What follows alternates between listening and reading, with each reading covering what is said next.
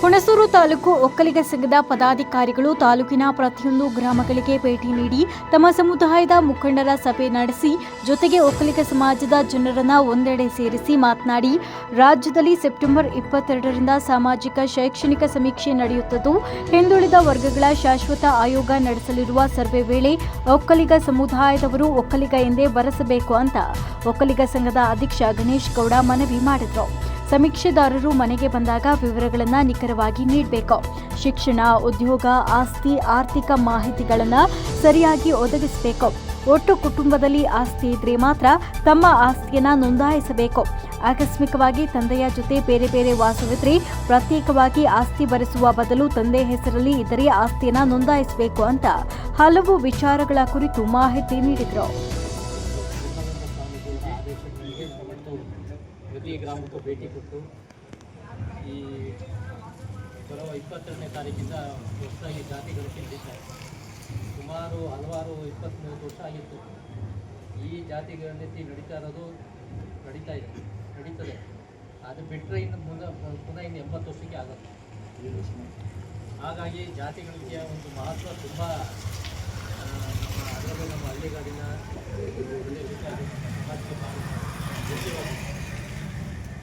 ಈ ಹೋದ ಸಾರಿ ನಾವು ಎಷ್ಟು ವರ್ಷ ನಾವು 2ನೇ ಸ್ಥಾನದಲ್ಲಿದ್ದವು ಈ ಒಕ್ಕಲಿಗ ಸಮಾಜ. ಈ ಕಾತರಾಜು ವರದಿ ಹೊರಗಡೆ ಬರಲಿಲ್ಲ. ಆ ವರದಿ ಪ್ರಕಾರ ನಾವು 4ನೇ ಸ್ಥಾನಕ್ಕೂ 5ನೇ ಸ್ಥಾನಕ್ಕೂ ಅಂತ ನಿಲ್ಲಿಸಿದ್ದೀವಿ. ಹಾಗಾಗಿ ಈ ಸರಿ ನಮ್ಮ ಗುರುಗಳಾದಂಥ ನಿರ್ವಾಣದ ಸ್ವಾಮಿ ಭಾಳ ಎಲ್ಲ ಆಸಕ್ತಿ ಈ ಸರಿ ಮನೆಗೂ ಜಾತಿ ಗಣತಿಯವರು ಬಂದ ಸಂದರ್ಭದಲ್ಲಿ ನಿಮ್ಮ ಧರ್ಮ ಯಾವುದು, ನಿಮ್ಮ ಜಾತಿ ಯಾವುದು, ನಿಮ್ಮ ಆದಾಯದ ಮೂಲ ಏನು, ನಿಮ್ಮ ಮನೆಯಲ್ಲಿ ಎಷ್ಟು ಜನ ಉದ್ಯೋಗ ಮಾಡ್ತಾ ಇದ್ದೀರಿ, ನಿರುದ್ಯೋಗಗಳಿದ್ದೀರಿ, ನಿಮಗೆ ವಾರ್ಷಿಕ ಆದಾಯ ಏನು, ಎಲ್ಲ 60 ಪ್ರಶ್ನೆ ಬರ್ತವೆ. ಒಂದು ಇದರಲ್ಲಿ 60 ಪ್ರಶ್ನೆ. ಆದರೆ ಅದರಲ್ಲಿ 4ರಿಂದ 5 ಪ್ರಶ್ನೆಗಳು ಬಹಳ ಮುಖ್ಯವಾದದ್ದು. ಅದನ್ನು ಚಾಚು ತಪ್ಪರೆ ಅದನ್ನು ನಾವು ಬಹಳ ವಿವೇಚನೆಯಿಂದ ಬುದ್ಧಿವಂತಿಕೆಯಿಂದ ಅವರಿಗೆ ಉತ್ತರ ಕೊಡಬೇಕಾಗ್ತದೆ. ಜಾತಿ ಗಣತಿ ವರದಿ ತಗೊಳಕ್ಕೆ ಬರ್ತಾರಲ್ಲ ಅವರು. ಮೊದಲನೇದಾಗಿ ನೀವು ಯಾವ ಸಮಾಜ ಅಂತ ಕೇಳ್ತಾರೆ, ಯಾವ ಧರ್ಮ, ನಾವು ಹಿಂದೂ ಧರ್ಮ ಅಂತ ನಮೂದಿಸ್ಬೇಕಾಗ್ತದೆ. ನಂತರ ನೀವು ಯಾವ ಜಾತಿ ಬರ್ತದೆ. 6ನೇ ಕಾಲಮಲ್ಲಿ ನಿಮಗೆ ಹೆಚ್ಚು ಕಡಿಮೆ ನಮ್ಮ ಜಗದೀಶ್ ಅವರು ನೀವೆಲ್ಲರೂ ಬಂದಿದ್ರಿ. ಅವರು 6ನೇ ಕಾಲಮಲ್ಲಿ ಜಾತಿ ಕಾಲಮ್ ಬರ್ತದೆ. ಜಾತಿನಲ್ಲಿ ನಾವು ಈ ಪ್ರವರ್ಗ 3A ನಲ್ಲಿ 60 ಪಂಗಡಗಳು ನಮ್ಮನ್ನು ಸೇರಿಸಿದ್ದಾರೆ. ಅದರಲ್ಲಿ ಮುಖ್ಯವಾಗಿ ಒಕ್ಕಲಿಗ ಸಮಾಜ.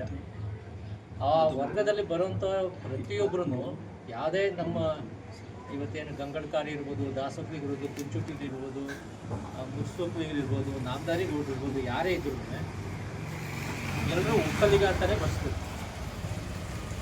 ನಾನು ಗೌಡ್ರು ಅಂತ ಬರ್ಸಂಗಿಲ್ಲ. ಒಕ್ಕಲಿಗ ಅಂತ ಕೇಳಿದಾಗ ಬರೀ ಒಕ್ಕಲಿಗ ಅಷ್ಟೇ, ಒಕ್ಕಲಿಗ ಏನು ಬೇರೆ ಹೇಳಂಗೆ ಅಲ್ಲ. ನೀವು ಬೇರೆ ಹೇಳಲೇಬಾರ್ದು, ಬರೀ ಒಕ್ಕಲಿಗ ಅಂತ ಬರ್ಕೊಳ್ಳಿ. ಗೌಡ ಅಂತೂ ಹೇಳಂಗಿಲ್ಲ, ಬರೀ ಒಕ್ಕಲಿಗ ಅಂತಾನೆ ನೀವು ಬರ್ಬೋದು. ಅದನ್ನು ಓ ಅಂದ್ರೆ ವಾದ ಓ ಅವನೇನ್ ಬರೀತಾನೆ ಅಂತ ನೋಡ್ಕೋಬೇಕು. ನೀವು ಅದು ಏನ್ ಬರೀತಾರೆ ಅಂತಂದ್ರು ಭಾಳ ಮುಖ್ಯ. ಅದು ಓ ಅನ್ನೋದು ಭಾಳ ಮುಖ್ಯ. ನಂತರ ಅವರು ನಿಮ್ಮ ಆದಾಯದ ಮೂಲ, ನಿಮ್ಮ ಮನೆ ಆಸ್ತಿ ಕೇಳ್ತಾರೆ. ಮನೇನ ನೀವು RCC ಮನೆ ಸಂಪೂರ್ಣವಾಗಿ RCC ಮನೆ ಕಟ್ಟಿದ್ರೆ ನೀವು RCC ಮನೆ ಅಂತ ಹೇಳ್ಬೇಕು. ಮುಂದ್ಗಡೆ RCC ಹಾಕೊಂಡು ಮಧ್ಯದಲ್ಲಿ ಲಂಚ್ ಹಾಕೊಂಡು ಅಥವಾ ಶೀಟ್ ಹಾಕೊಂಡಿದ್ರೆ ನೀವು ಶೀಟ್ ಮನೆ, ಹಂಚಿನ ಮನೆ ಅಂತ ಹೇಳ್ಬೇಕು. ಆಮೇಲೆ ನಿಮ್ಮ ಕುಟುಂಬದಲ್ಲಿ 10 ಎಕರೆ ಜಮೀನಿದ್ದು 5 ಜನ ತಂದೆ ತಾಯಿ ಮಕ್ಕಳು 3 ಜನ ಇದ್ದರೆ ನೀವು ಅದನ್ನು ನಾವು 10 ಎಕರೆ ಒಟ್ಟು ಕುಟುಂಬದಲ್ಲಿ ಇದ್ರೂ ನಮಗೆ 2 ಎಕರೆ ಅಂತಲೇ ಬರ್ಸ್ಬೇಕು. ಏಕೆಂದರೆ ಮುಂದೆ ಡಿವೈಡ್ ಆಗೋದು 2 ಎಕರೆನೇ, ಎಲ್ರಿಗೂ ಹಂಚಿಕೆ ಆಗಬೇಕು. ಅದು ಜಾಸ್ತಿ ನಾನು ಇರ್ತೀನಿ. ನಿಮ್ಮದು ವಾರ್ಷಿಕ ಆದಾಯ ಕೇಳ್ತಾರೆ. ವಾರ್ಷಿಕ ಆದಾಯನ ಮಿನಿಮಮ್ 1ರಿಂದ 2 ಲಕ್ಷಕ್ಕೆ ನೀವು ಲಿಮಿಟ್ ಮಾಡಬೇಕು. ನಮಗೆ ಈ ಸರಿ 5 ಲಕ್ಷ ಅಷ್ಟೇ. ಅದನ್ನೆಲ್ಲ ನೀವು ಜಾಸ್ತಿ ಇದು ಮಾಡಕ್ಕೆ ಹೋಗ್ಬೇಡಿ. ಮತ್ತು ನಿಮ್ಮ ಮನೆಯಲ್ಲಿ ನಿಮ್ಮ ಮಕ್ಕಳು ಏನು ವಿದ್ಯಾಭ್ಯಾಸ ಮಾಡಿರ್ತಾರೆ, ನೀವು ಸಹಿತ ತಂದೆ ತಾಯಿ ಮಕ್ಕಳು ಏನು ವಿದ್ಯಾಭ್ಯಾಸ ಮಾಡಿರ್ತಾರೆ ಅದನ್ನು ನೈಜವಾಗಿ ಹೇಳಬೇಕು. ನೈಜವಾಗಿ ಅಂತ ಹೇಳಿದ್ರೆ, ನಾನು 7ನೇ ಕ್ಲಾಸ್ ಓದಿರ್ತೀನಿ, ನಾನು ಹೇಳ್ಕೊಳ್ಳೋದು SSLC PUC ಅಂತೀನಿ. ಅದು ತಪ್ಪು. ನಾನು 7ನೇ ಕ್ಲಾಸು ಫೇಲ್ ಆಗಿದ್ದರೆ ನಾನು 4ನೇ ಕ್ಲಾಸ್ ಓದಿರೋದು ಅಂತ ಹೇಳ್ಬೇಕು. ಅಥವಾ ಮಕ್ಕಳು ಇವತ್ತು ಡಾಕ್ಟರ್ ಆಗಿರ್ತಾರೆ, ಇಂಜಿನಿಯರ್ ಆಗಿರ್ತಾರೆ, ಎಲ್ಲ ಆಗಿರ್ತಾರೆ. ಸರ್ಕಾರಿ ಉದ್ಯೋಗದಲ್ಲಿದ್ದು ಪರ್ಮನೆಂಟು ಉದ್ಯೋಗದಲ್ಲಿ ಇದ್ದರೆ ಮಾತ್ರ ಉದ್ಯೋಗ. ಸರ್ಕಾರಿ ಉದ್ಯೋಗ ಅಂತೇಳಿ ನೀವು ಯಾವುದೋ ಒಂದು ಇಂಜಿನಿಯರಿಂಗಲ್ಲಿ ನಮ್ಮ ಕಂಪ್ಯೂಟರ್ ಇಂಜಿನಿಯರ್ ಆಗಿರ್ತಾನೆ, ಅವನು ಕಂಪನಿಯಿಂದ ಕಂಪ್ನಿ ಚೇಂಜ್ ಆಗೋದು ಪರ್ಮನೆಂಟ್ ಅಲ್ಲ. ಅದು ಹೇಳ್ಬಾರ್ದು ಅದನ್ನ ಸರ್ಕಾರಿ ನಿರುದ್ಯೋಗಿ ಅಂತಾನೆ ಮಾಹಿತಿ ಕೊಡಬೇಕು. ಏನಪ್ಪ ನಿರುದ್ಯೋಗಿ ಅಂದ್ರೆ ನಿಮ್ದು ಏನು ಕಸ್ಬು ಅಂತ ಹೇಳಿದ್ರೆ ಒಂದು ವ್ಯವಸಾಯ ಅಂತ ಹೇಳ್ಬೇಕು. ಅಥವಾ ಏನಾದ್ರು ವ್ಯವಹಾರ ಮಾಡ್ತಾ ಇದ್ರೆ ಒಂದು ಚಿಲ್ಲರೆ ಅಂಗಡಿನೋ ಅದು ಏನೋ ಮಾಡ್ತಾ ಇದ್ರೆ ನಾವು ವ್ಯಾಪಾರಸ್ಥ ಅಂತ ಹೇಳ್ಬೇಕು. ಈ ರೀತಿ ಹೇಳ್ಬೇಕು, ಇವ್ರಿಗೆ ಮಾಹಿತಿ ಕೊಡ್ಬೇಕು. ಹೊರತು ನನ್ನ ಮಗ ಇಂಜಿನಿಯರು ಕೆಲಸ ಮಾಡ್ತಾನೆ ಅಂದ್ರೆ ಅದು ಉದ್ಯೋಗ ಆಗುತ್ತದೆ. ವಿದ್ಯಾಭ್ಯಾಸ ಇವು ಭಾರಿ ಭಾರಿ ಇಂಪಾರ್ಟೆಂಟು. ಹಾಗಾಗಿ ಇದನ್ನು 4-5 ಪ್ರಶ್ನೆಗಳನ್ನ ಭಾರಿ ಅವರು ಕೇಳಿದಂಥ ಸಂದರ್ಭದಲ್ಲಿ ಕರಾರುವಕ್ಕಾಗಿ ಹೇಳ್ಬೇಕು. ಮತ್ತೆ ನೀವು ಯಾರು ಇಲ್ಲ ಅಂದ್ರೆ ಇದನ್ನ ನೀವು ಮನೆಯಲ್ಲಿ ಚರ್ಚೆ ಮಾಡಬೇಕು. ನೀವು ಉದಾಹರಣೆಗೆ ಎಲ್ಲರೂ ಹೋಯ್ತಾ ಇರ್ತಿದ್ದೀರಿ, ನೀವು ಮಕ್ಕಳಲ್ಲಿ ಚರ್ಚೆ ವ್ಯವಸಾಯ ಟೈಮ್ಗೆ ಮನೇಲಿ ಬಂದಾಗ ಹೇಳಿದಾಗ ನಿಮ್ಮ ಮನೆಯಲ್ಲಿ ಕೂತ್ಕೊಂಡು ಸಾಯಂಕಾಲ ಟೈಮು ಯಾರು ಸೆನ್ಸಸ್ ಬಂದ್ರು ಆಗ ಈ ತರ ಹೇಳಿ ಅಂತ ನೀವು ತಿಳುವಳಿಕೆ ಕೊಡ್ಬೇಕು ಹೆಂಗಸುಗಳಿಗೆ. ಬೇಕೆಂದ್ರೆ 21ನೇ ತಾರೀಕಿಂದ 22ನೇ ತಾರೀಕು ಬರ್ತಾರೆ.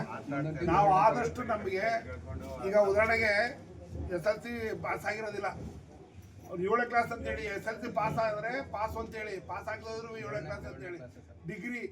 ವರದಿ ಹಿರೇಕ್ಯಾತನಹಳ್ಳಿ ಸ್ವಾಮಿಗೌಡ, ಹುಣಸೂರು. ಮೆಂಡು ನ್ಯೂಸ್ ನೆಟ್ವರ್ಕ್, ಸತ್ಯದ ಕನ್ನಡಿ.